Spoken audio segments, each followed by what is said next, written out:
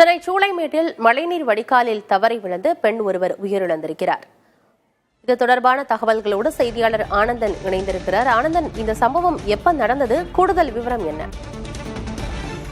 ஆனந்தி, சூளைமேட்டு பகுதியில் மழைநீர் வடிகால் கால்வாய் அமைக்கக்கூடிய பணி தொடர்ந்து நடைபெற்றுக் கொண்டிருக்கிறது. இந்த பகுதி முழுவதுமே குறிப்பாக 100 மீட்டருக்கு இடைவெளியில் தொடர்ந்து இந்த பணிகளானது நடைபெற்றுக் கொண்டிருக்கிறது. ஒரு சில பகுதியில் முடிந்துவிட்ட இடத்தில் தண்ணீர் இறங்குவதற்கு ஏற்றது போல மழைநீர் வடிகால் கால்வாய் அமைக்கக்கூடிய பணியை செஞ்சிருக்காங்க.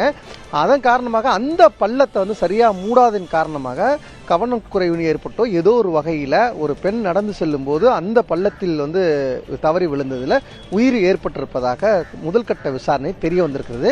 அவருடைய உறவினர் யார் என்பது முழு விவரம் தற்போது வரை தெரியவில்லை. அவருடைய உடலை மீட்டு காவல்துறை, சூளைமேட்டு காவல்துறையினர் கீழ்ப்பாக்கம் அரசு பொது மருத்துவமனைக்கு அனுப்பி வைத்திருக்கார்கள். இந்த சம்பவம் மிகப்பெரிய ஒரு அதிர்ச்சியை ஏற்படுத்தியிருக்கிறது. கடந்த ஒரு வாரத்திற்கு முன்பாகவே இங்க ஒரு உறவினர் வீட்டுக்கு ஒரு டெத்து இறப்புக்கு உள்ளே வர முடியல. அந்த அளவுக்கு இங்க மழைநீர் வடிகால் அமைக்கக்கூடிய பணி நடந்திருப்பதால் சிரமம் ஏற்பட்டு போக்குவரத்து நெரிசல் தொடர்ந்து ஏற்பட்டிருக்கிறது. இந்த பகுதி மக்கள் தொடர்ந்து ஒரு குற்றச்சாட்டுகளை முன் வச்சிட்டு இருக்காங்க. இந்த பகுதிவாசி நம்மோட இருக்கிறார், அவரோட பேசலாம். சார் வணக்கம் சார்.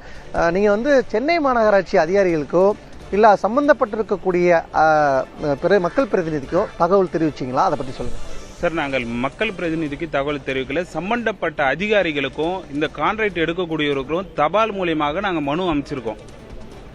புரியுதுங்களா? இந்த சாலை வழியாக பள்ளி குழந்தைகளும் பெரியவர்களும் வயது முற்றவர்களும் செல்றாங்க. பல முறை நாங்கள் இதை சொல்லிட்டோம். ஒரு விதமான பாதுகாப்பும் இல்லாமல் இந்த பணியை செய்கிறாங்க. இந்த பணியை வெகு விரைவாக முடிக்கவும் மாட்டாங்க. கிட்டத்தட்ட ஒரு தெருவே 1.5 மாதங்கள்.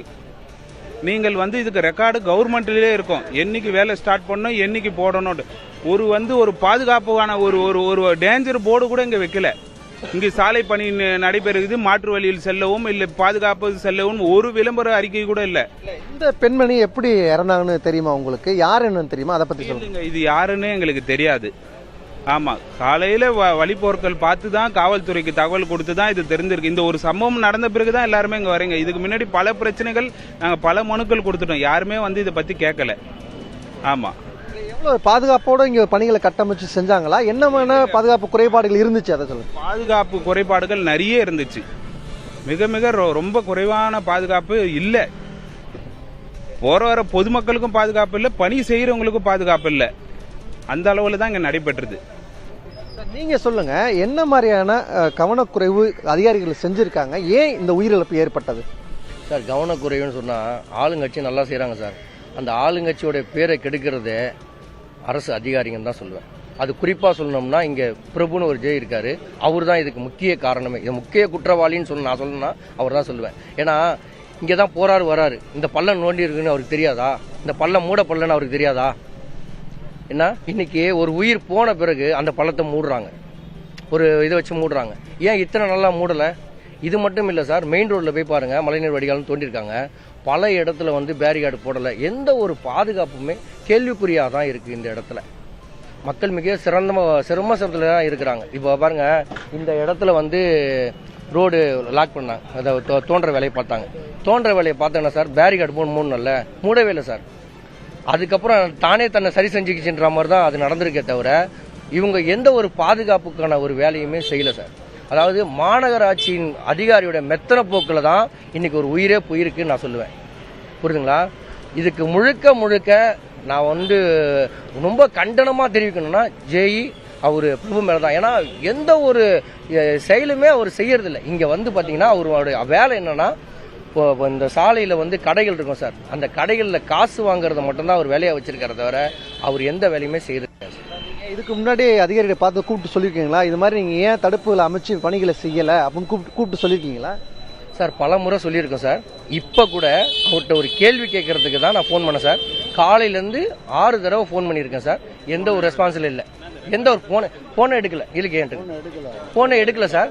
ரெண்டாவது பார்த்தீங்கன்னா, இந்த மாதிரி ஒரு சம்பவம் நடந்தால் யார் சார் வரணும்? கார்பரேஷனில் இருக்கவங்க தான் சார் வரணும். இங்கே யார் சார் நிற்கிறோம்? காவல்துறை அதிகாரிகள் மட்டும் தான் சார் நிற்கிறாங்க. இவர் உயிர் போன பிறகு இதை சரி செஞ்சிருவோம், பள்ளத்தை மூடிடுவோம், நாங்கள் பாதுகாப்பு கொடுப்போன்றது ஒரு சாமானிய மக்கள் சொல்கிறது சார். அதிகாரின்னா என்ன சார்?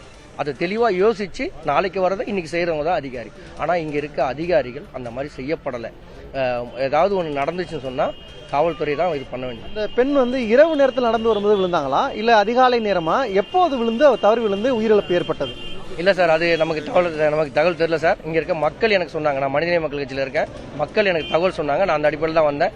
இங்கே சிசிடிவி கேமரா இருக்குது, அது வேணால் பார்த்துக்கலாம் சார். எனக்கு காலையில் தகவல் சொல்லப்பட்டு தான் நான் வந்தேன் சார். பல்வேறு குற்றச்சாட்டுகளை தொடர்ந்து சொல்லிகிட்டே இருக்காங்க. ஆனால் நான் இதற்கு முன்பாக இங்கே ஒரு வாரத்துக்கு முன்னாடி இங்கே வந்து பார்த்தபோது இந்த பகுதி முழுவதுமே மழைநீர் வடிகால் கால்வாய் அமைக்கக்கூடிய பணி தொடர்ந்து நடைபெற்று கொண்டிருக்கிறது.